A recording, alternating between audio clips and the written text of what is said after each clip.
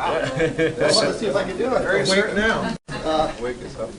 In spite of the fact that the distinguished Mayor Morrison is not here, we're going to move ahead and acknowledge that we have a quorum with Mayor Wells, Councilman, Assembly Member-elect Gloria, Mayor Voss, Deputy Mayor Sanat, and Mayor Abed, and Councilwoman Zapp.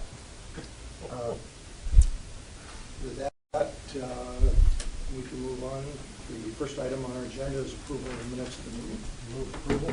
This is the meeting of November 4th. We have a motion. Mayor Ross. Second. Second by Mayor Wells. All in favor, signify by saying aye. Or pushing the button, or pushing the Remote button. control.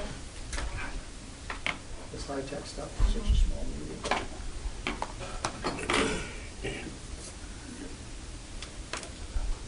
Okay, that passes. And we'll move on. Do we have any requests for public communications? We don't. Okay. With that, we'll move on to the first item under the chair's report. It's the performance evaluation of our executive director. And you're going to give us Sure. the opening.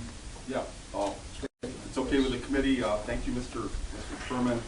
I thought I'd kind of highlight some of the pieces in terms of accomplishments that we had, talk a little bit about the key success factors that the board adopted, and share the results of those. And let me start by saying that every fiscal year the San Diego Board of Directors adopts a budget and establishes strategic goals and areas of emphasis for the agency.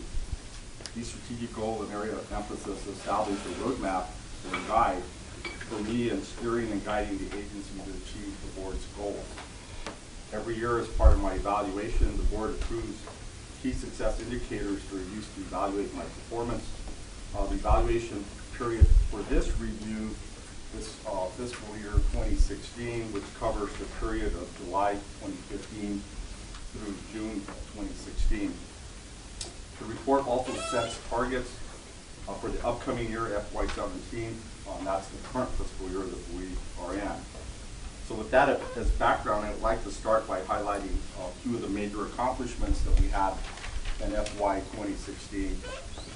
First and foremost, we completed the development and the board adopted a regional plan which not only met the state greenhouse gas reduction targets but exceeded them. That was done back in October of 2015. We started preliminary construction on the Mid-Coast trolley extension. By starting this utility relocation, it helped position the project so that it was able to secure a full funding grant agreement and allowed us to hit the road running with construction of the trolley line. We also started construction of the South Bay Rapid Bus Project, which is a 26-mile corridor that connects South County with the downtown employment center. We completed construction of over 5 miles of double tracking of the Los Angeles corridor.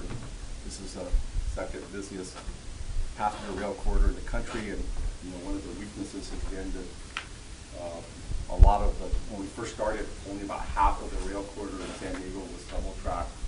We continue to make progress in trying to ultimately double track it all, and we're probably close to 60 or 70% of the corridor being double tracked, and just 5 miles were completed in the 2016 fiscal year.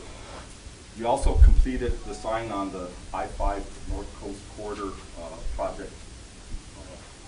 Down on that just a few days ago that had us to construction, and that's one where I think in terms of working in partnership with Caltrans, but also with the Coastal Commission, that project is proving to be a model of how we can not only take care of improving the road, but improving the rail corridor and enhancing the bike and ped piece, but also enhancing the environment. So as we start construction on that, I would encourage the committee and ultimately the board, because I think that's a good project for us to track on. I think it demonstrates how we can bring all these different pieces together to do something that hopefully ends up in a much better state than if we had done nothing.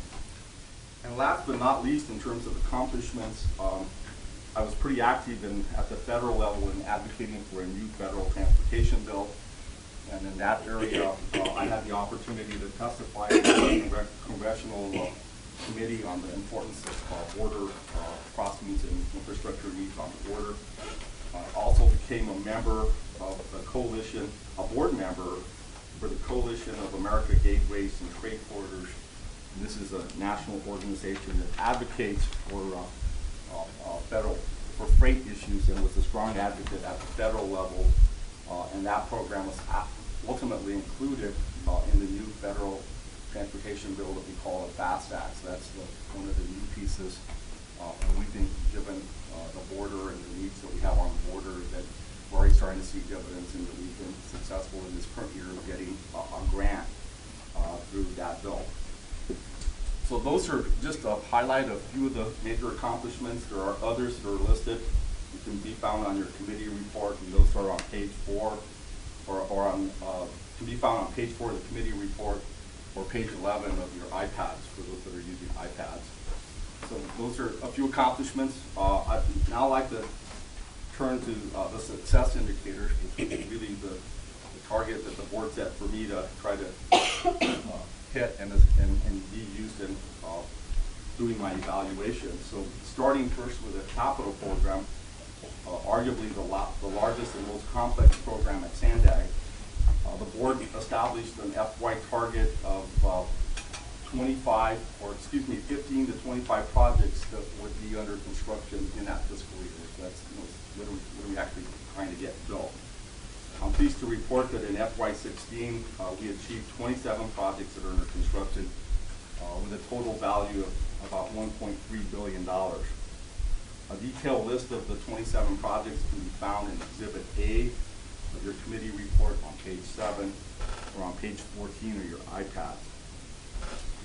Looking at the current year in terms of where we're at today, I'm recommending a range of 25 to 35 projects with a value of a range of $3 to $4 billion. And of course, one of the big drivers there is Midcoast is we're in the current fiscal year already, but that's one that we're already under construction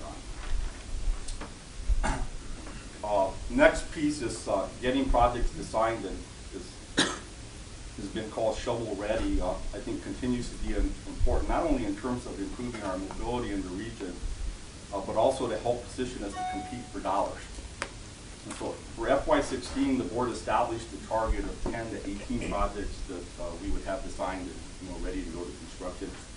I'm pleased to report that we achieved about 34 projects that are ready, totaling about $3.4 billion. And again, here a detailed list of those 34 projects can be found on Exhibit A on page 8 of the committee report or page 15 of your iPads.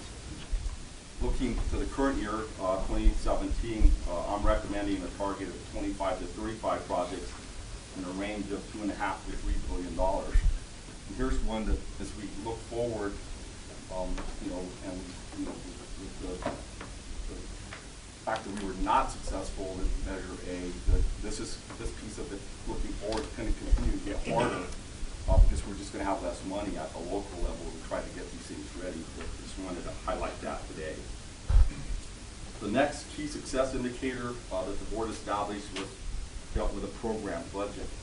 And this really provides an overall blueprint for agency activities and a key responsibility for me.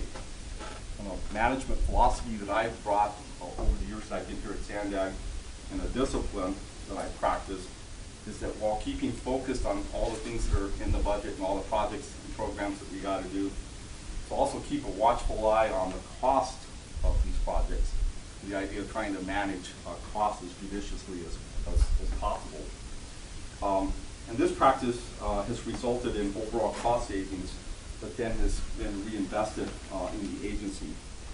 In 2016, we started with a budget for salaries and benefits that was just a little over $39 million. I'm pleased to report to the committee that we ended the year with about a $2.8 million savings these savings are one of the ways that has allowed the agency to build our contingency reserve beyond the 10% set by the board.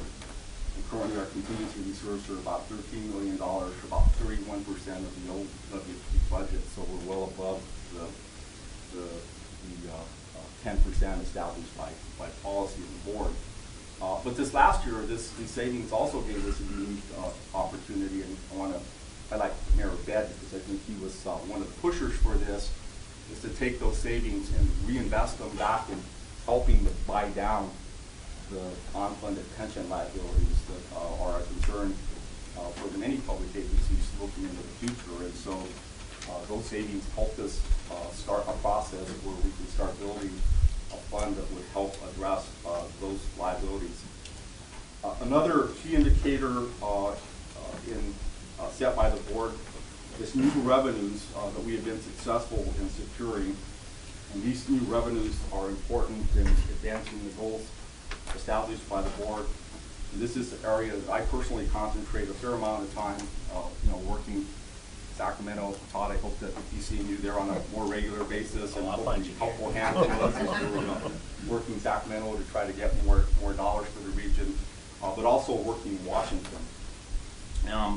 Pleased to report that in FY 2016 we were successful in securing about $18.8 million of new revenues for the agency.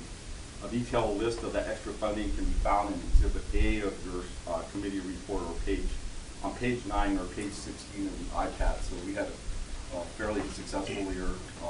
This next year, the current year win will probably be better because of the fact that we got a $1 billion grant, and I got to share with the committee that that's probably been the largest grant that I've ever been involved in. A lot of work, but we'll talk about that next year. You can double that, can't you? I suggested to the feds that not trying to be a greedy person, you didn't even need one, every week, even one a year would be helpful, right? But we'll see. Next, I'd like to turn to human resources. That was another piece that was part of my evaluation, and I would share with the committee that I think this is one of Sandag's biggest assets, and that's our people. It's really our people that get a lot of things done here, and managing and taking care of that human resource asset is pretty important to me, because I think it's really critical to our sustainability and really a good indicator of the health of our organization. This past year, we provided training in the areas of project management, communication, management and leadership, a lot of technical training for different technical areas that our folks are involved in, and continue to push professional development. And so for those of you, for example, that attend WTS, professional organization, most of our Sandag employees, many of our Sandag employees are very active in professional development organizations like that. And we, and me personally at the executive director level, encourage that, because I think it strengthens our people when they develop professionally. So this training is really critical to help us not only develop our staff, but also to retain our staff. And for FY 2016, the Board of Directors established a target for employee turnover of a range of 10 to 15%. I'm pleased to report that we ended the year with a turnover rate of 5%. I think this is a good indicator of the agency's ability to really retain our staff. And again, I think that's one of the biggest assets that we have here is the very many good people that help to do many of the things that we do here. Training and development of our staff so that they are competitive when there are promotion opportunities is another area that's a personal goal for me. And I'm pleased to report that in FY 16, out of 42 recruitments that we did, 12 employees were promoted in a competitive recruitment process, meaning that they were the best that we found as we did an open recruitment. I think this is a good indicator of our ability to not only grow our own staff within, but while still being able to go out and recruit new talent that bring sort of new ideas to the agency. So it's sort of that balance between growing some of our own, but also being able to go out and recruit good people. Lastly, I would like to highlight new initiatives that we were able to take advantage that were beyond the tasks or projects identified in the board-approved budget. This is something that the agency has prided itself in. New stuff comes up, and are we ready to not only do the things that were in the budget, but can we take advantage of these opportunities? And in FY16, I'd like to highlight two of them for the committee here today. In FY16, we reached agreement with the Mexicans on a dynamic tolling system for the new border crossing. This dynamic tolling system will help ensure that the new border crossing will consistently operate at a high level of service, because the dynamic tolling price will go up or down depending on the capacity of the demand of the border. But implementing this tolling system in an international setting for working with a complete other country is not only a challenge but an opportunity for us. And when successful in implementing this will arguably be one of the most innovative tolling systems probably in the whole world in terms of this dynamic price increase. And so that was a new initiative that we kicked off in FY16, and we've made a fair amount of progress in getting the Mexicans. And I should share with the committee that when it comes to tolling, Mexico has probably a lot more experience than we do. We have toll roads throughout the country as we're working in Mexico City. But this whole idea of dynamic tolling was something that was totally new to them.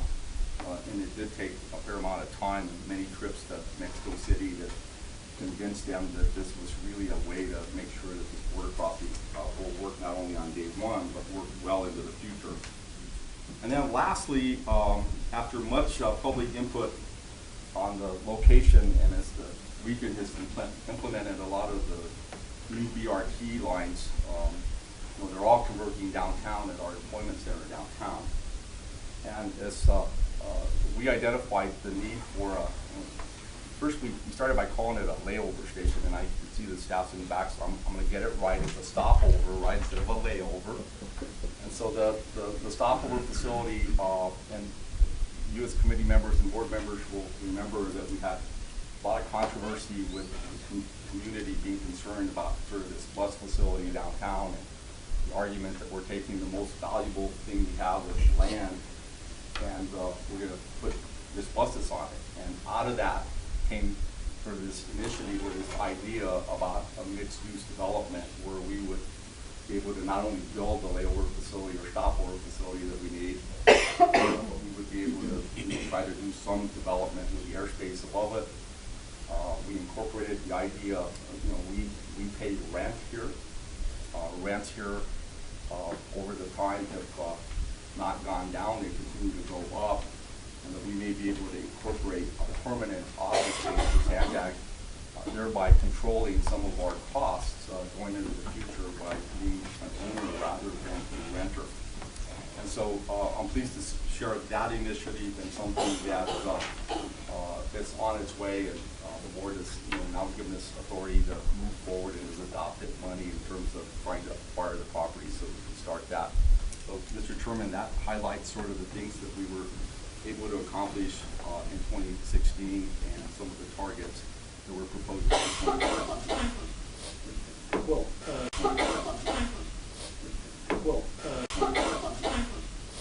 Thank you, Gary. One of the, if you're wondering, his report went to the fiscal year 2016.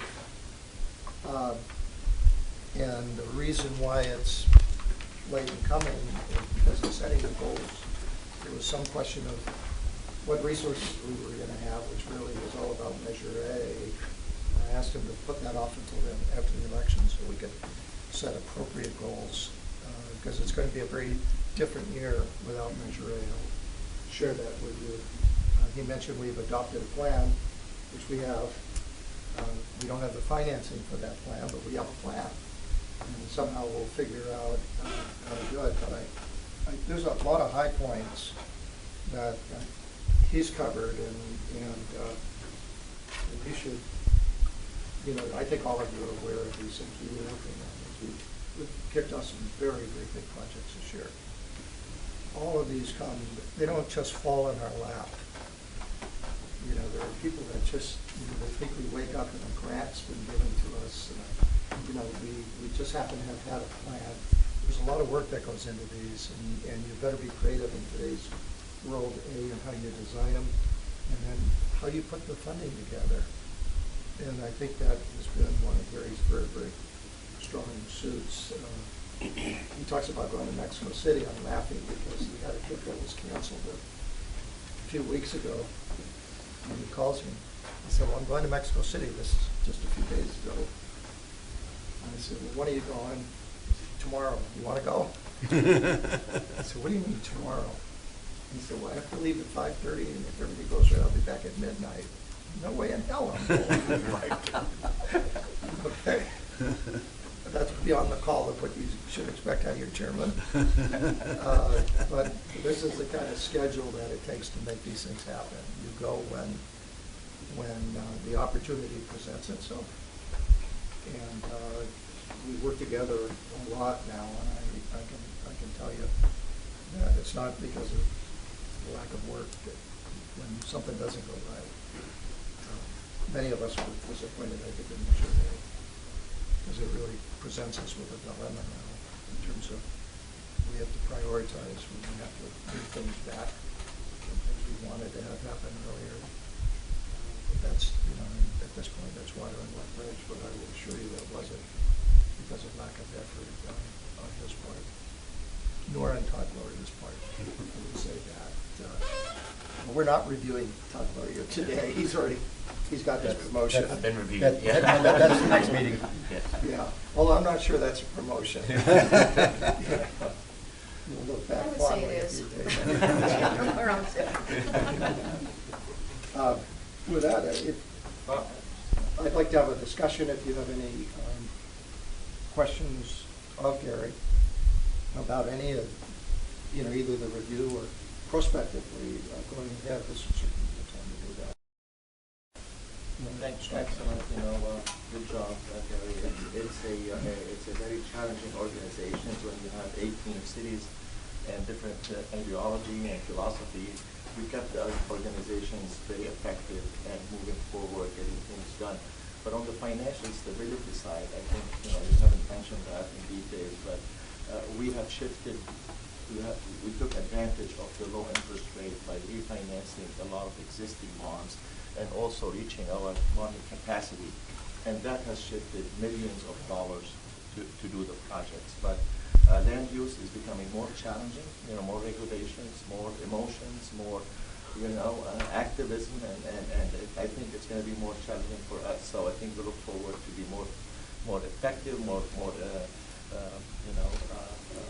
determined to move our agenda forward. I think it's a great organization, and we're going to keep it that way. Thank you. Councilmember Blair. Mr. Chairman, thank you. And I would echo the comments of Mayor Bed, yourself. I think Gary does an exceptional job. Having sat here for a lot of years and observing, and it is a very difficult position over a very large organization. I think certainly keeping the trains running on time here, forgive the pun, is no small task, right? In addition to all the projects and other things that happen. And the example you gave of the Mexico City piece, and I mean, I can't believe all of what Gary accomplishes or has to cover in a year's time. With regard to the metrics that are here, I know that was an invention or an addition to this a couple of years ago. I like it, and I think it's more helpful as a board member reviewing what we have here. My only request maybe going forward would be in terms of what key success indicators might be or should be under this, because the ones that are here are good and perhaps maybe some obvious choices, but it would seem to me that it would, you measure what matters, right?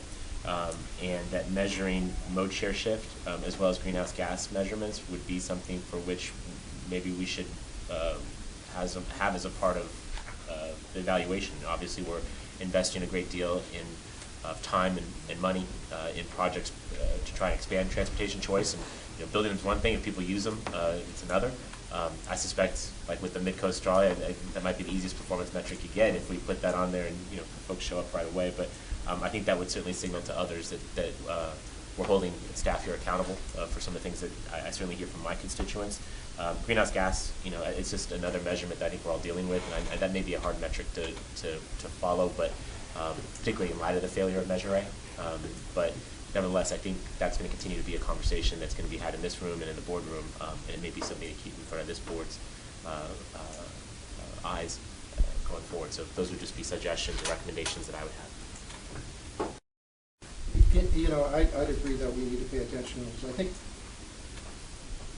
to the extent of this board being responsible, though, and if you think back to the meeting we just had yesterday when we were, looking at the programs that grow out of MTS then are handed over for construction. It's really, a lot of this comes out of the public transportation, or it comes out of the local communities if you're talking about bikes and things. So we're kind of, it's probably a good metric to be aware of, but it's not one that we largely control. But there are good things. We mentioned the rapid bus. That's one of the most successful things going right now. Nobody realizes how quickly that has grown. In fact, it's carrying more passengers from Escondido. The majority of passengers coming now are coming on rapid bus. It's almost wiped out our traditional bus service. Between the Rapid and the Rapid Express, which is the peak hour, and when we get the South Bay one on, I'm sure that that's going to be of an equal impact. But I guess what I'm saying is, I realize the indirect nature of it, and believe me, this was not an idea I've been working on forever, but when I was reading the report late last night, it just kind of seemed to me that those would be measurements I'd like to see. I think we should be tracking that for sure. And I would just humbly suggest that there are ways that we can influence that. As a planning agency, if we're planning the lines and placing them in the right places, ridership will change. If we're authorizing 40 luxury condos next to a transit stop, that's probably not going to do a hell of a lot for a mode share shift, as perhaps other visions for things. So I think we do get to make these decisions, and they may help justify some actions by this board. Well, I was thinking we had a comprehensive report. We're going through a planning now at MTS in terms of the bus and trolley alignments and everything else. It's almost like our comprehensive review a few years ago. And at some point, that's going to get handed off. The recommendations here. This is where we want the lines. We can adjust the bus stops, but when we're talking about establishing the rapids, which need a lot of construction, accompanying them, or the light rail, it's a whole different category. But I agree. These are important, especially even the greenhouse gas thing is going to shape a lot of what we're doing because of the state rules that are coming into play. Thank you for the report, and I want to make a couple of observations, kind of along the lines of what Todd was mentioning. When I first got involved with Sandag and the report came out from the executive director, it was a laundry list of all the various stuff that Sandag had accomplished. And I couldn't make heads or tails out of whether or not we were hitting the ball properly, hitting our targets or whatever. And so with Chris Orlando and a couple of other folks, we suggested that we get into these strategic success indicators, which Gary has gone forward with. And I really appreciate the fact that we've kind of culled down into the most important issues to look at, and this conversation that we just had is exactly the kind of conversation at the executive level and at the board level is, I think, really valuable for the organization. You can look at, okay, well, this is what we're going to focus on. This is how we achieved our goals, basically. Not a whole everything we've done at Sandag, but just the major stuff. And that, I think, as a board member, gives us a great deal of confidence and an ability to maybe steer or to redirect if we need to. And so I thank you for putting that together. It's obviously been a very good year for Sandag, and I compliment not only Gary but all the staff who have been working really, really hard on all these issues. It's been a really busy year. I just wish back, if we could, go back a month or two and say to Measure A, I wish we could communicate some of these key success indicators to our general public, because it's a wonderful picture. They're not listening necessarily, but it really paints a good understanding of what Sandag does and what we've been able to accomplish. So, good report, and appreciate all the hard work.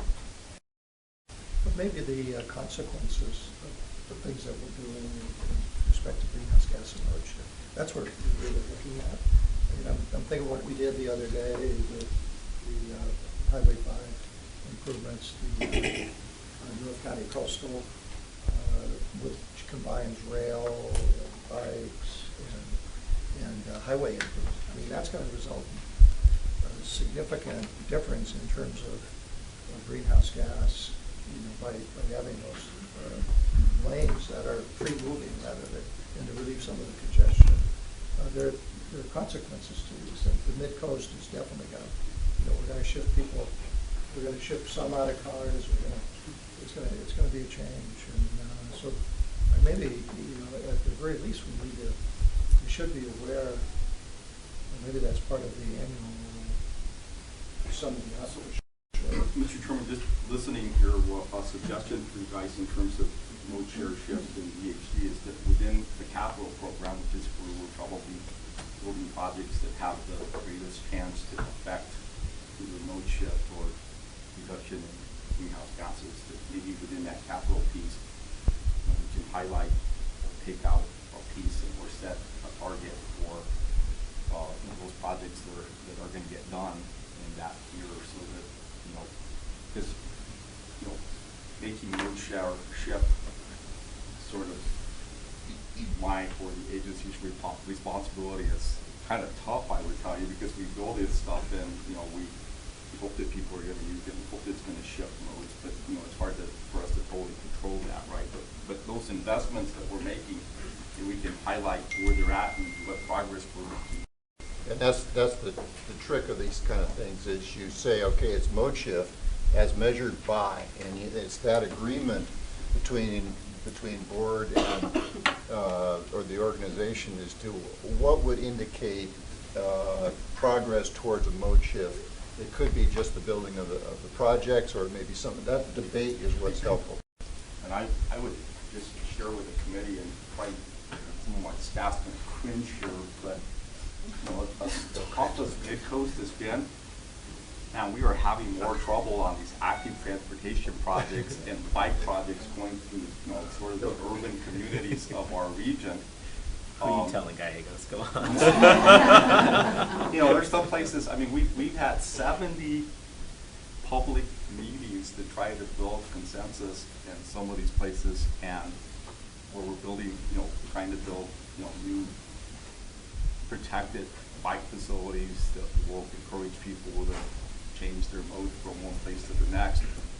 And in the urban environment, let me tell you, there's just no easy answer. I mean, we go through and, we got to either lose parking, or we got to impact the width of the street, and so those projects, and I've been in this business for 30 some years now of building projects, and I'm finding that these active transportation projects are every bit as challenging as sort of the most complicated rail or highway projects that we build.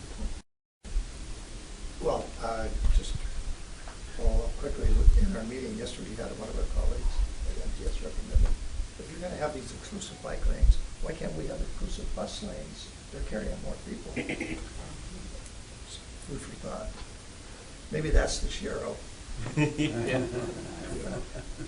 Way to make that work. Get her Morrison. Yeah. Besides, you create what is it, asphalt graffiti? That's the other thing. A couple of things. One thing, I do get the privilege of working with the different COGs and MPOs throughout the state, but throughout the United States, and it's interesting because a lot of times we just consider Sandag as being one of the COGs, one of the MPOs, and like they're all the same. And if you take a look, Sandag is very unique, and believe me, we're recognized throughout the United States as being very unique by people that are involved in Congress of governments and the municipal planning organizations. In the Bay Area alone, if I remember, I think it's 23 different government agencies with 23 different boards, 23 different executive directors that does what Sandag does with one board and one executive director.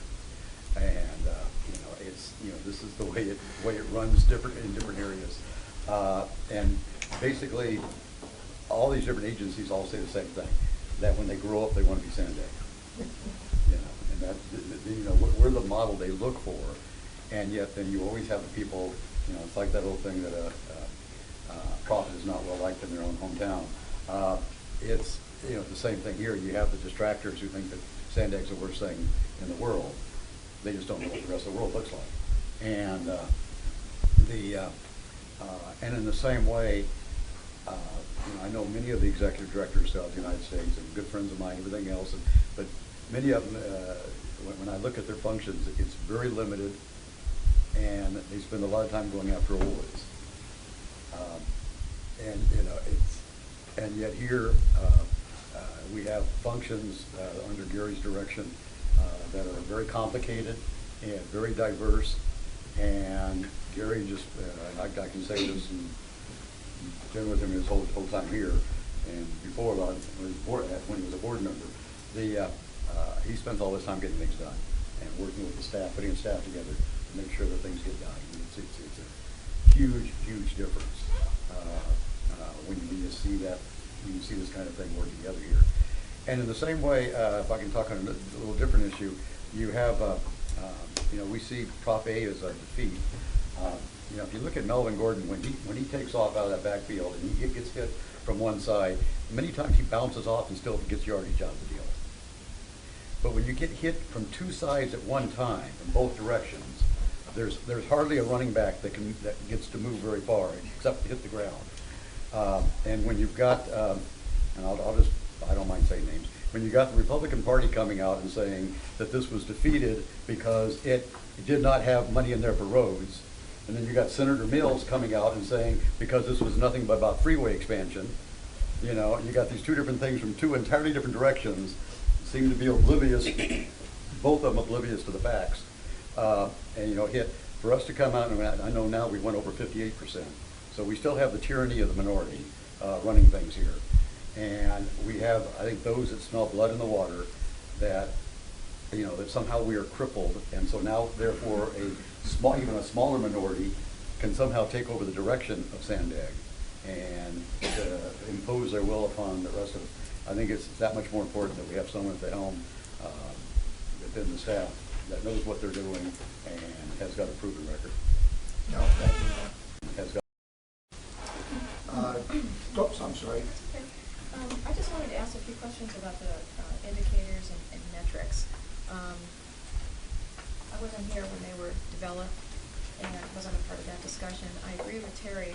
I saw last year with another organization just pages and pages of every little thing that was ever done, and to me it's like, well, what's part of the job and what is exceptional and goes above and beyond that warrants a raise and or bonus. So I like it truncated and really based on results. But I'm thinking that this might even be a little bit too truncated, because when I look at, for example, what's based on this past year, I don't know that. Well, first of all, the targets seem very low to the actual, so I don't know what the targets were based on, or who came up with the targets. And then, for example, 650 to 800 million, but you have 3.3 billion.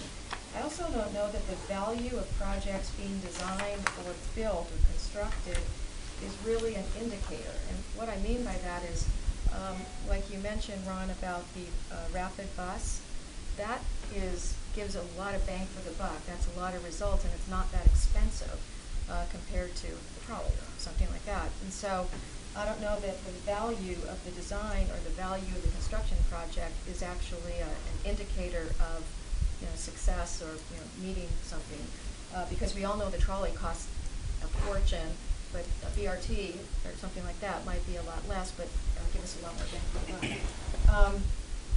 So I don't know. I'd like to look more at, flesh out more about your next year before it's actually voted on, for, that will be the metrics for the coming year. These are just my thoughts. I like Todd's idea of kind of showing results. If the whole idea is to get people out of cars and into transit, I don't know exactly. That is difficult, like you pointed out. What is that? How do you do that? But also on these construction and and design. I think what would be helpful to know is if you're on a target, not that it's in design or under construction, but what was supposed to be the targets, and are you meeting targets, and what, are you at 80%, 70, 100, I don't know. So I don't know if you are, as a leader, making sure that everybody, all these projects are on target for the timelines that we're hitting. And then the last thing, for example, actual projects under construction, we're all, and design, were all of these started in that fiscal year, or any of them carryovers from previous? Like all of them in design all started design this year, and none of them started design with previous fiscal. So many of these these projects are big, so even small projects like bike projects or actually transportation projects are complicated to a multi-year. So what the report tries to do is highlight the amount or the number of projects that are in construction, some of them that are, because we're managing those through the construction piece. So it's a combination of projects that were already in construction plus new ones that were added in that given year. That's how many projects we're managing in construction. And then on the design side, it's projects that have completed design that are now ready to be built. So it says that actual projects in design, what is, that says to me that they could be a weekend or they could be, at the tail end. Yeah, no, so the idea is to try to highlight those that are completed so that we're ready to go build something. So actual projects in design means that they are all completed, and they were all completed in this past fiscal year? Yeah, but we're, because the design takes sometimes more than 1 year to do, right? No, I understand that. What I'm trying to say They is... started, they're not necessarily projects that are completed in the Okay, what I'm trying to say is, how many of these, what do you, if we're going year by year, what is it in that year? It's going to be done. That either will be done or you started design, but if these are going back and there's like eight coaster projects that are chunked into different CIPs, and I understand that, but is it really one big project, or is it a bunch of little ones, or were these carryovers from design from last year? Like, what is your team, or what are you doing where you're initiating something in that fiscal year that you're being evaluated for? Not everything that just keeps carrying over. And that goes back to also the timeline. When we look at MTS stuff, I believe you're looking at, meeting timelines. Are you 80% on time, So anyway, I think there's just other benchmarks in there that I think would be helpful, other than just, here's the number of construction projects, here how much the price tag on all of them. That doesn't really tell me anything, frankly. Anyway, that's my 10 cents. I guess we could look at projects under construction schedules. And we're looking at financing, far less predictable thing. I think some exceptional things are some of the things you talked about where you lobbied and advocated and got us money and grants. Those are the things I think that are above and beyond, where you're bringing revenue, more money. For me, this has nothing to do with you personally or anything. Managing the construction of design and construction is part of your job. That's what I see your job. You're well paid to do that job. Bringing in that extra lobbying, getting that funding agreement, getting those things. To me, that's the leadership part that goes above and beyond the daily operations and construction. Again, just my thoughts. Okay, other inputs? Okay, part of what we're trying to do in reviewing this is be able to set your salary and any financial rewards or penalties for the performance last year. And I'd like to make a recommendation. We have a pool of money that we make available for Gary to be able to provide to our employees the increases, the merit increases. I think most of you might be familiar with it. The average is like 4%. some people are gonna get more than 4%, some people are gonna get less than 4%, but he knows he's got a 4% to work with. I think what would be, in my mind, minimal is to take that average and say that would be a recommendation for the year for the salary increase. But in addition to that, I suggest that there should be at least some type of a list to go along with. Sorry. So but what would go to his base salary would be the 4%.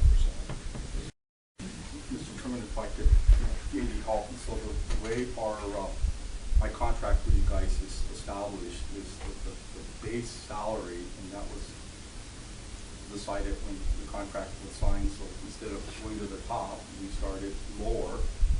The base would be adjusted by $10,000 a year, and that was based on a satisfactory performance. So if the board determines that the performance has been satisfactory, then the increases by 10, and we agreed at some debate back and forth, should it be a percentage or should it be, and so we settled on a flat amount. And then in terms of bonus, if any, then I participate just like the rest of the employees do in the merit bonus portions of the rest of the agency.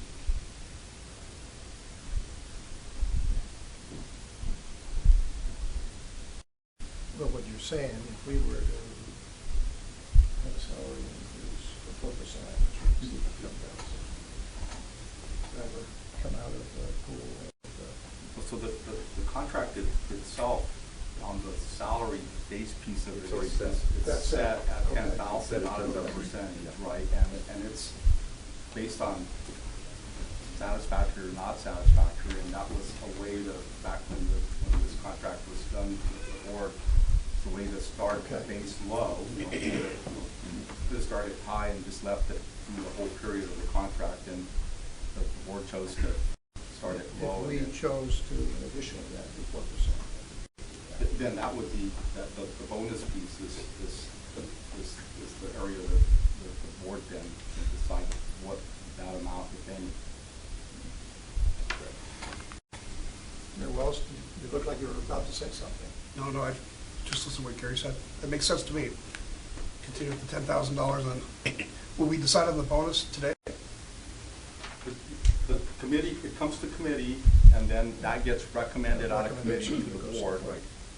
And hearing the discussion today, what I would recommend to the committee is that you bifurcate this, given, I mean, typically these get done in June or July as the year's finishing and year starting. As the chairman highlighted, this year we held back because it was hard to figure out the next year stuff. At Measure A passed, the list of things to do would be much different than if Measure A failed, right? So that was the reason we deferred this. So, but given Councilmember Zapps and others, ideas for adding more things for next year, I might suggest to the committee that you bifurcate these, that you deal with at least the 2016 stuff, because that starts starting to get older and older, right? And then maybe we come back to this committee in January with the 2017 stuff, so that you as a committee figure that out before you go to the board. Yeah. I agree. I'm sorry, may I ask a follow-up? So then on the 2017, sorry, I forgot to ask this prior. I was going to ask you before, but maybe we can put that off, on what basis the number of projects, the value. But if we're going to change that, maybe, that doesn't matter. If it's a different metrics other than just the, value. And Well, I was going to suggest to Councilmembers keep those, and those ranges are based, the guiding principles for the evaluation has been the budget that the board adopted. I'm sorry, I didn't see it. Is it the number of projects? I don't know, what that is based on, where you came up with that Those are number? projects in your capital budget that we're working on that are multi-year projects. Okay. And the reason to list both the number and the value is to try to also find a way to, that there could be a bunch of really small projects, and there could be a bunch of I really big understand, projects. but then I guess maybe then the sub, breaking it down, Yeah, which ones are carryovers, which ones are Yeah. unique and new, then, So those are the pieces I'm suggesting we would come back with, with the targets and adding to them, so in terms of what's done, what's carryover. Timelines maybe, Yep. things like that. And I think based on what you're recommending, we can, in presenting the 2017 proposal, we can have a little bit more of an explanation of what's the basis of the target, why did we pick this particular measure, and why we think this measure appropriately is what we should be using for that. Because sometimes measures have to be indirect. They can't be dollars you can measure directly, but some things you have to measure indirectly, or you have to think of possibilities. So I think we can probably provide more information to the board members about how we develop stuff, and we can do that.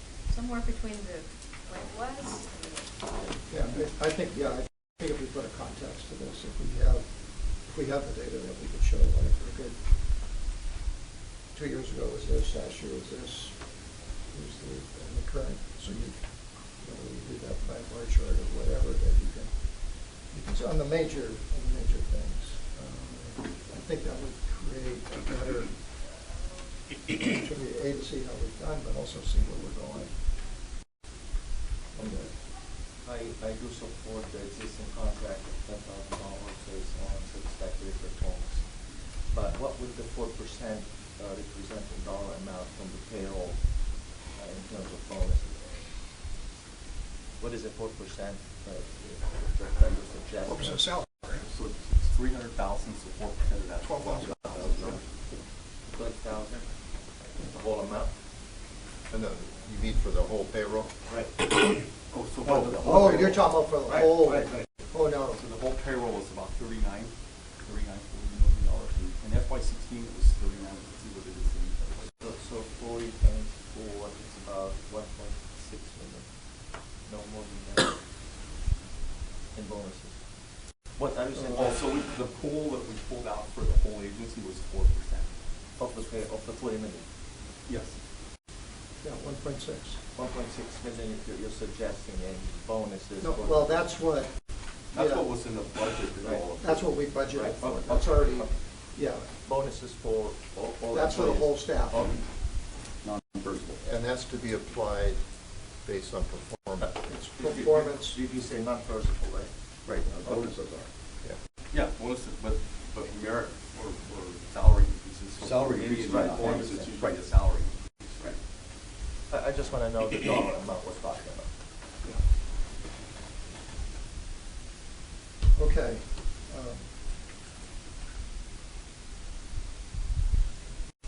Do you need a motion? Do you need a motion? Yes. I would move that we approve the 2016 performance review of the executive director as being satisfactory. That triggers the $10,000 base adjustment based on a contract. And then we also recommend to the board a 4% bonus. Second. Okay. So we have a motion, a second, and also to direct the incorporation of some of the discussion here with respect to we do some of this. We've heard those recommendations. Should I suggest that on that piece Oh, for we're gonna 2017, separate it. We we separate it. come back at the. You want to come back to here? It's your guys' call, but I think it's better if you guys as an executive committee know where you want to be. Close the before you books go on more. 2016 and then bring back to the executive committee the 2017 proposal. Is that right? Okay. Any further discussion? We have a motion and a second. Please cast your votes.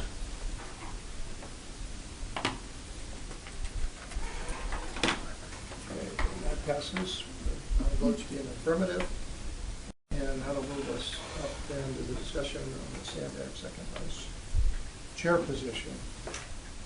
I've asked Julie first to be prepared to explain perhaps what the motion was and what we need to be focused on here. So at your last board meeting, when the issue of the second vice chair was separated out, A motion was made by Supervisor Jacob and a second by Mayor Abed that the Board of Directors postpone the election of the second vice chair and ask that the Executive Committee consider potential changes to the Sandag bylaws and board policies regarding that second vice chair position, including consideration of assigning PAC chairs to perhaps fill the role. So that's where you left things at your board meeting, and now if you need to discuss what you'd like staff to do. Okay. Where to begin on this? One of the things that I've asked staff to do was, because one of the concerns I had was that in the world we're living today with term limits, it really casts this whole process in a new light for those agencies like the City of San Diego or the County of San Diego or some others with more restrictive term limits. It's virtually impossible for a person to go through all of the steps that would be taken if you looked at a second vice chair. It would have to be a sort of a preliminary to be a first vice chair and then board chair. And that concerns me. And I think we're going to have a new member of the County Board of Supervisors. It's unlikely a new member of the County Board of Supervisors is going to be a member appointed to a Sandag probably for at least a few years, would be my guess, for a number of different reasons. And I suspect that could be true of some of the other agencies, which virtually makes it impossible for that person to move through all of these steps. And I'm not pushing for the county per se. I'm just using that as an example. 7 of our 19-member agencies now have some form of term limits that affect their membership, or have the potential to affect the membership in this. And it would surprise me if we see more of that in the future. But that means there's some restriction on how their membership and their appointed officials would be a part of this. There are some who want to look at this as some type of a political game. It isn't, I would just say it isn't. For any of you or any of the board members who feel like this recommendation is being made so that there can be a control maintained for a certain political party, I would just direct you to the fact that some official member of this board verbally abused the chair of the Republican Party over the elections here in recent past and their position on certain things that were very important, I thought, to this board. What I'd like to see is something that puts more emphasis on the committee chairs as the leadership. That's where I see the future leadership coming from. We have 4 standing committees. We have planning and reporters, we have public safety, and we have transportation. The chairs of those committees are doing and are far more involved in a second vice chair position for the city or not, and is only tasked with chairing a meeting in the absence of myself or the first vice chair. That's not a very good training ground for anything. It's not an innovation. And what I'd like to recommend to you, I think to the extent that we have chairmen of committees that aren't serving on this committee, and I talked to Julie about this, that I'd like to see the chairmanships of those committees strengthened and the inclusion, to the extent we can, of those committee chairs without taking away the regional representation. But it appears that we can do this so that you give them, not only are they chair of the committees, but they're participating directly in the executive committee. I think that is a far better way to prepare people for leadership in this organization. assign somebody 6 months, 6 years in advance to the second vice chair, where your only job for 2 years is going to be waiting for 2 people to be absent at the same time. We can also use those chairs to handle those in rotation, to handle that chore with the chair and the vice chair. As the committee chair, you can take the first 3 months of the year and that can be transportation. Anything that happens in the chairman of transportation will chair the meeting. The next 3 months could be public safety. You know, there are ways that we can address that issue of who's going to chair in the absence. It isn't very often. Nobody can even remember the last time that happened. We had a chairman and vice chair that were, didn't happen this year. It just doesn't happen. Ron, you're the corporate member here. You know it doesn't happen very often. So we've got to, you know, we have a position in my mind that is almost the least important position that we have, and we're sort of looking at that as being the training ground for moving somebody up. I don't, you know, in my mind, this would be an improvement over the way we do business. It recognizes the reality that system puts certain cities at a disadvantage of providing leadership, future leadership for this board. And it also, I think, prepares the future leaders in a way that we're not. So my recommendation to you, I'd like you to consider that we do away with the second vice chair position, and that we take certain steps to try to strengthen the role of the 4 standing committee chairs. The 4 standing committee. Councilmember Gloria? Chairman, if I can, I would speak for Ms. Zapp. I think on this, we have a special city council meeting in just a few minutes, so we're going to have to excuse ourselves probably the next 10 minutes. But I'd say to the extent there's a political dimension to this, it's because of the position, not because of this action, if that makes sense. And I would just say I'm supportive of what you're describing as the transportation chair. I would have been very happy, and I think this is a better preparation for that. So I like what you're describing. I would just say if this could be noted in, like, granted in the record or the minutes, because we've lived this a couple times now, right? We had it, we got rid of it, we brought it back again, and now we're talking about getting rid of it again. And I understand why each of those actions were taken, but I'm concerned in an era of term limits that this could be brought back again. I think what you're describing is far more durable, certainly more thoughtful. It's the right, my personal opinion of 8 years is the right approach. It just needs to be underlined so that we're not having this conversation again next year, because it feels like we're doing this on an annual basis for good reason and understandable. But we just can't keep tying ourselves in knots over something that's, as you mentioned, perhaps the least important position. I wouldn't even say this organization, in the organization. So I would move you the recommendation that you mentioned. I hope that we can take a vote fairly quickly before the staff matter. I'm sorry, I didn't know you had a meeting. Yeah, so I didn't have it until a few days ago. I would second that. I think there's great wisdom in that approach.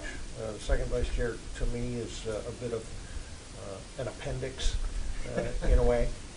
We don't really need it. The rotational management training makes a whole lot of sense. I would support that as well, because we lost more second vice chairs than the ones who made it to the chair, and I think we have very capable chair on the committees to fill that role if needed, and I would support that. I cannot make a motion, but I would support that approach. Morrison. Okay, yeah, as like most of you know, I've been a big opponent to the second vice chair for years, and when we went through this earlier this year, I was speaking against it, and for a lot of the same reasons, you know, the whole thing of term limits, but even more so, even without term limits, political lives are shorter now than they were when I first got on this board, which was in a different century. Except for you. Huh? Except for you. Well, except for me, but yeah, but there's always a dinosaur that hangs on, doesn't know it's extinct yet. You know, you were on Sandag for quite some time before you were even considered for leadership. I mean, it had to be many years. And now we're thrust into a deal because of shorter political lives, both either term limits or non-term limits. I don't think it makes that big a difference. You've seen people staying in office shorter periods of time anymore. The world has changed. And so when you take a look at the rotation, you actually consider the immediate past chair and all that, which is also has to be a member of this board, of this committee, you're talking about an 8-year commitment. That's more than a lifetime for a lot of politicians. Plus your time to get used to find out what Sandag even is. And, and then the other thing that I had the problem with was we were doing that, plus we were having our chairs, our chairman and our first vice and second vice chairing committees. And I was going, wait a minute, if you want to have the leadership, you should be doing the chairs of the committees, not having your people that are your first vice and your second vice chairing a committee also. So that's, I think is another thing that we should really consider. That I think that if a person is chair or vice chair, they should not be chairing the committee. And so that allows that leadership to be built up also. Okay. Not the second discussion, but to honor the obligations. Exactly. Members, if there's no further comments. Well, just so that I'm clear, Go ahead, sorry, Julie. so that since it's the Office of General Counsel that will be drafting proposed changes to the bylaws and the board policies and bringing them back to you at your next meeting, I want to make sure I understand the direction you're giving. So as I understand it, the direction is to remove the second vice chair position from the bylaws and board policies, call for inclusion of as many of the PAC chairs as possible on the executive committee without disturbing the sub-regional representation that's on the executive committee, and call for a rotation of what used to be the second vice chair's previous duties to be allocated on a quarterly basis between the other 4 PAC chairs. Is that the direction you are asking for? I believe so. Perfect. Yeah. And you'll be bringing that back. We actually don't have, we just have to direct you. This was a discussion item, not an action item. So Right. that would be our direction. We would bring you a red line of showing track changes to the bylaws and board policies affected at your next executive committee meeting, and then it would go to the board for a final decision. And Just for clarification, so the PAC, including the PAC chair here would be as, maybe that I heard, would be as ex officio members so that we don't upset the balance of the vote that's in the executive committee? I should have made that. Okay, so I understood it to be, to the extent it didn't disturb the sub-regional representation, but what you're saying, they would be additional members potentially to the executive committee, but an ex officio. Well, if I could, because that'll be difficult, because your subcommittees do the appointments to the committee, and then you decide who the chairs are. Right. So it would be There may be times that you have more than one member from a subcommittee would be sitting on your voting. If we do it so that the chairs are ex officio members in the event that they're not representing a region, I think we accomplished the goal. But, what I really want them to be is present part of these discussions. And so those that, for instance, might be appointed, then we don't need them as an ex officio. Okay? And I'm particularly interested not in the legal report back, which we got to have, but I'm also interested in the narrative as to why we're doing this, and a little bit of the history, and why this is a positive thing for the organization, so that people who haven't been involved in this discussion will see exactly what we're trying to do and why, the motivation behind it, which is in normal jargon. And the workload assignment as well. Okay. There are a lot of different things that make up this proposal. Okay.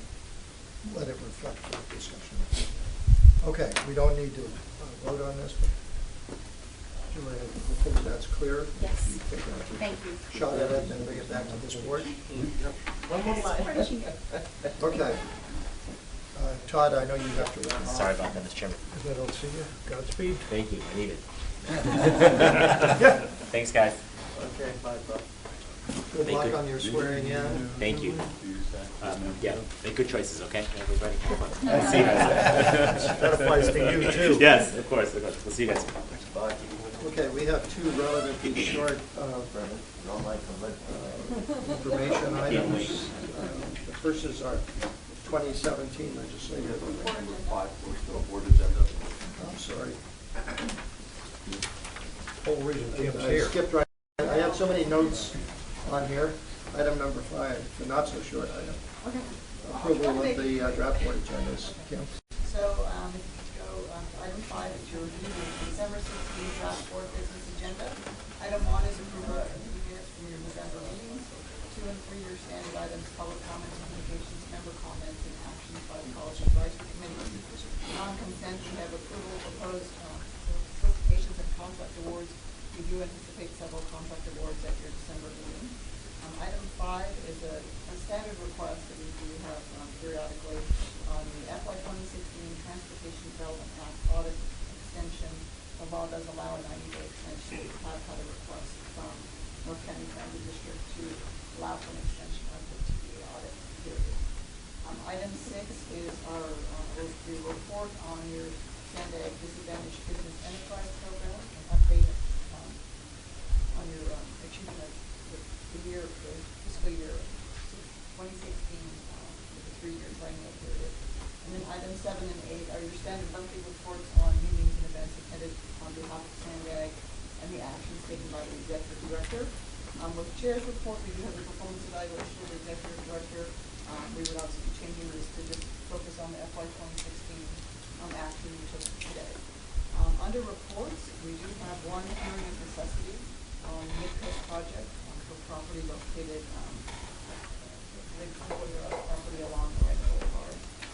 Item 12, the draft 2017 legislative program. I think we're going to run out of time today, and we actually propose approving this item through your January meeting. Okay. Then item 13 is proposed program budget amendment on MTS. Would like to provide some money and have work on the centralized power control project. We'd be adding some contract capacity to do additional work.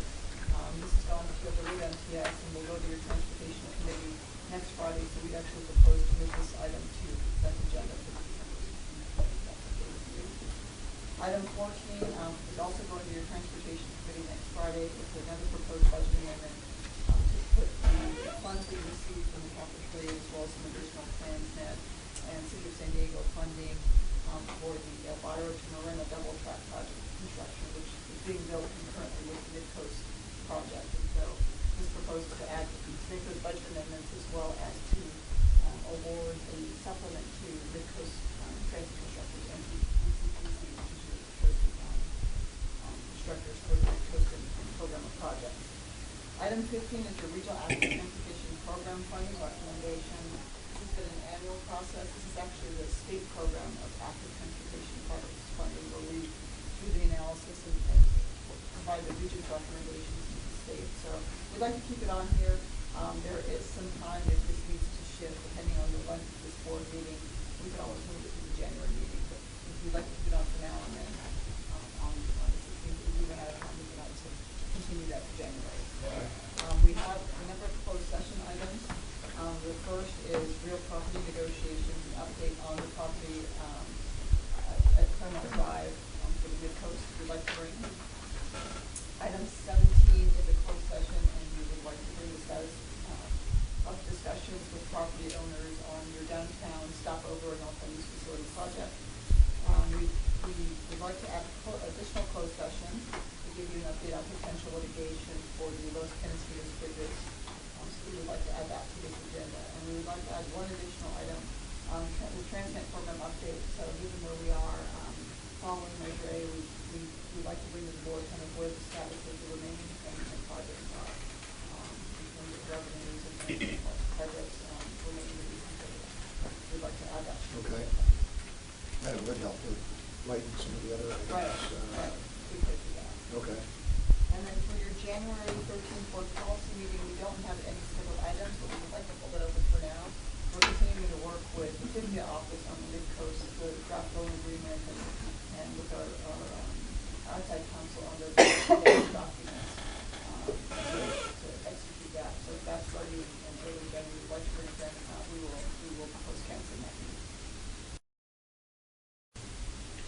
Are we having an event after this board meeting? Yes, on the We 16th. are having 16th, your so- board luncheon, yes. holiday luncheon. All right, fine. So the luncheon is after the board meeting, so the time is a kind of a. We're going to manage the time very carefully. Yeah, we are not going to be late for lunch. Okay. Yeah, and we're going to recognize a lot of the members who have served for quite a while. So we may have to do some adjustments based on the time. We do need to approve that board agenda. Yes. Move approval. Okay, I have a Second. motion and a second. Cast your votes. Voting is closed. That motion is approved unanimously. We, of the two remaining items, I'm going to move the item number 6, the legislative program. We'll move that to the January meeting, not only because of time today, but mainly I'd like the new members, whoever's going to be on this board, to have the benefit of that report. And then the final item is information to have Colleen explain what a wonderful retreat that she was planning for us. What musical number are you going to have for us this year? Ballroom dancing. You all have your good shoes on. You want to give us the dates? Yes. So I'm here to talk to you about your board retreat. It is going to be at Verona, and it'll be on February 8th, 9th, and 10th. So it'll be Wednesday afternoon, all day Thursday, and then the morning session on Friday. So we have a couple of sessions that we would like to propose to you for consideration. We do have a number of new board members joining you, and so we suggest that we do a Sandag Board 101. The benefit of doing it at the retreat is that all of you sitting already on the board provide insight to those new board members instead of just the basic information. We also propose doing a year-in-review video, as we've done in years past, to let you know what was accomplished in this last year.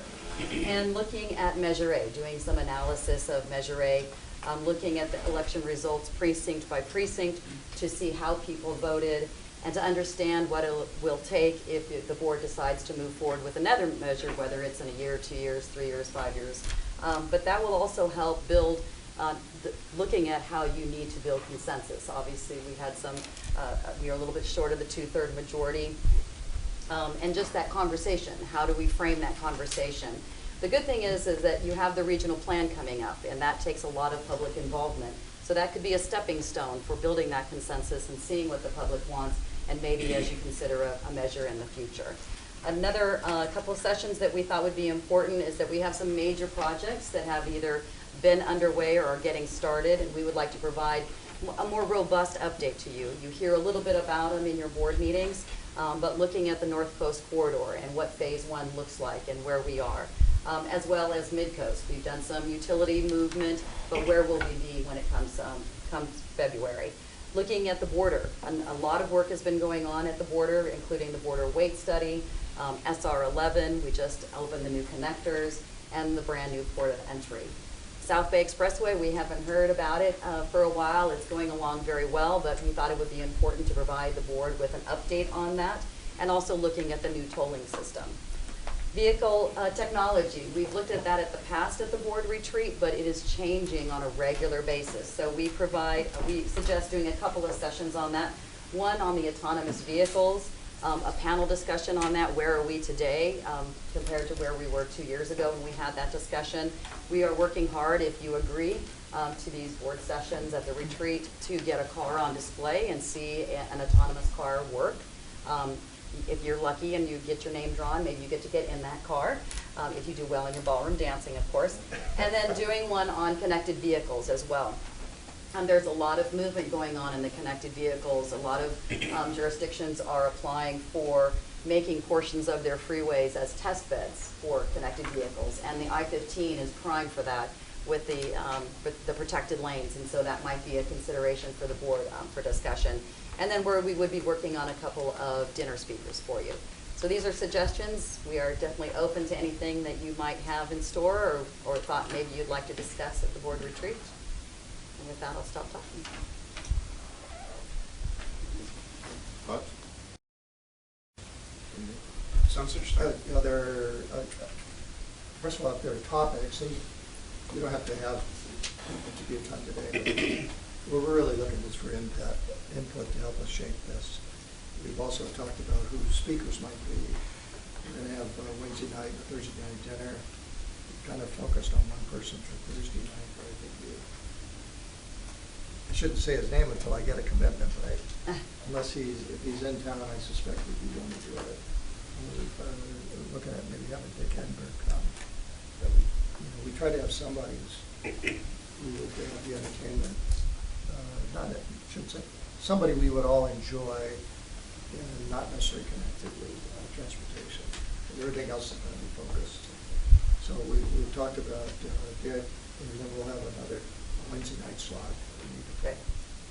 That's open right now. It is open right now. We were looking at last year, we're trying to provide what's relevant in San Diego, what's going on when in business. And we've had Jacob Irwin before from Qualcomm. Irwin Jacob from Qualcomm. We've had, Jeff Bowman from the winery, and the craft beer industry is huge in San Diego, and so possibly looking for somebody from the craft beer industry and where has it been, where is it going, and what does it mean to the economic benefit of San Diego? Your favorite brewery? Tell me about it. I'm not biased, but Stone Brewing Company would be a good thing. Greg, They would be good. is a phenomenon, not biased. Yeah, Greg or Steve Wagner. Yeah, they won't be back. Who's holding on? Well, we're buying the Carl Strauss. Well, actually, it's the city owns it, but Right. but they're a tenant. They may be a tenant of ours, so we might, but, yeah, we'll still be great. But let us work on the availability. But if you think would be an enjoyable. As long as they bring samples. That was part of the deal. I can't promise anything. I like the autonomous car issue because I thought that was interesting 2 years ago, and it was interesting to see what we got in the retreat versus what was out in the news and in the general public. And I'm wondering where the future is now. I really, because I remember 2 years ago they were saying we were like 5 years away, so that would make us 3 years away now. So I'd be curious to see how it's really going and what the pitfalls are. Yeah, that was compelling 2 years ago. Singapore has autonomous taxis running today. Interesting. I'm telling you how fast this is going. The biggest problem is that the regulators aren't ready. The technology is moving much faster than anyone ever imagined, and that was part of the prediction we were making. This isn't about a 2030 program. You're going to see it. If we can, maybe at a certain airport number intervenes, maybe Google will. Well, that'd be interesting. See it to participate. They could send their card. So maybe they could bring a card. So just send the card. Nobody has to drive the damn thing. Just send it to us. It'd be interesting to have a conversation about the political realities of autonomous cars, because certainly if this is a real thing and it's really going to take over our cities like they say it's going to, then all the discussions we have about congestion and about traffic and about freeways changes. It's a paradigm shift. Well, except nobody knows what that period. That's why we want to have this. Right. So Because anyway, I would go to that. Okay, good. That one. There might be fewer individual cars being owned, but all of a sudden, our fastest growing demographics are seniors. They could put more cars on the road, if that makes sense to you. There could be people that can't drive now will have access to cars that will drive them. Except that these cars should be able to drive at 80 miles an hour a foot apart from each other, right? So it's maybe. Yeah. So I mean, that's why we those want are to the kind of things I like to learn. Yeah. Yeah. I think we're hopeful, and there's some that we saw that we're imagining during the election that this was a certainty. That part of it. Well, there's been experiments. In fact, San Diego hosted the experiment on Highway 15, if you remember, but it really required, it was like a cable that they were tracking.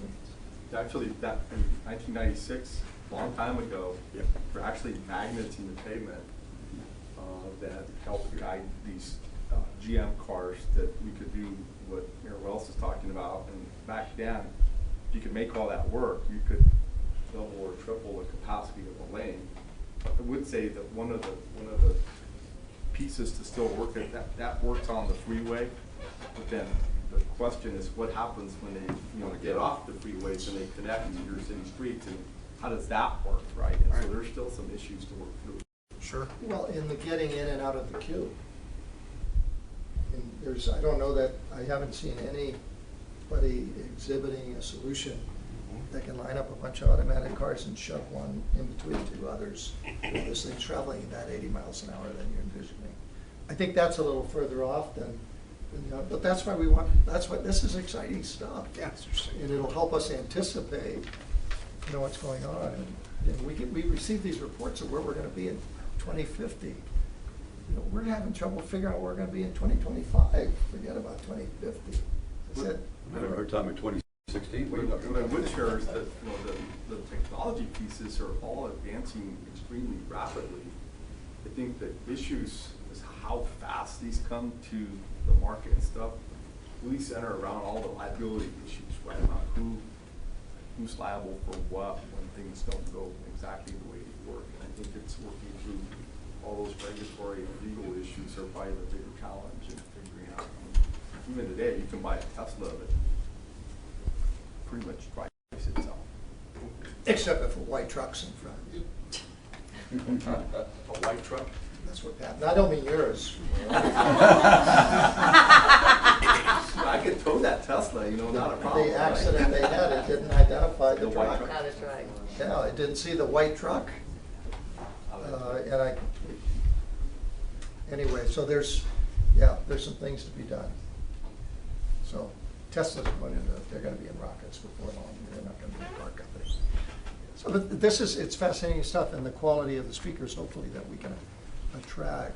And this, we don't have answers, but at least if we know the questions a little more clearly and what the potential might be in the shorter range, that would help us to make these decisions. Okay? If there's any suggestions, if you have thoughts after we leave this meeting, connect with Colleen. And that's what we want this to be we want it to be a worthwhile expenditure of time. I just want to make sure we would have cigars as well.